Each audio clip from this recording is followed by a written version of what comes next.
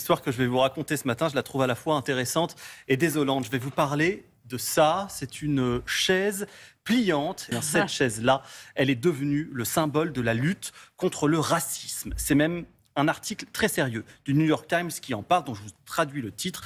La plus modeste des chaises devient rapidement un symbole. Et vous voyez une chaise pliante tatouée sur un bras avec une date, 5 août 2023, et un lieu, Montgomery, Alabama. Que s'est-il passé ce jour-là alors en Alabama? Alors, une bagarre. Une bagarre s'est déroulée en Alabama ce jour-là. Vous voyez ici la vidéo de cette altercation entre des Blancs et des Noirs. Une scène hallucinante qui ressemblerait presque à un film burlesque et qui semble aussi mal joué que la cérémonie d'ouverture de la Coupe du Monde de rugby.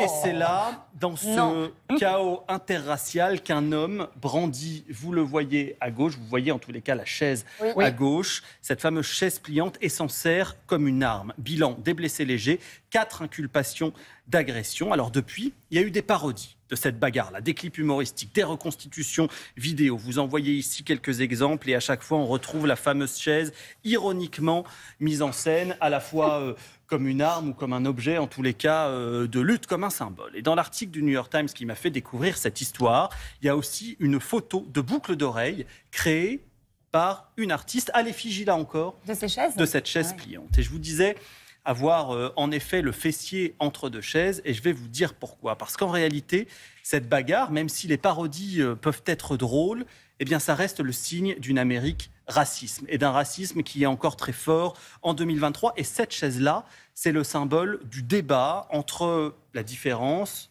de la violence et de la défense des communautés opprimées que sont en effet les Noirs aux États-Unis. Ça n'est pas un bijou. Alors est-ce que symboliser ce combat-là, c'est le banaliser? C'est une question qu'on peut se poser, car il ne faudrait pas que ce combat soit plié en deux comme on plierait une chaise à 10 balles.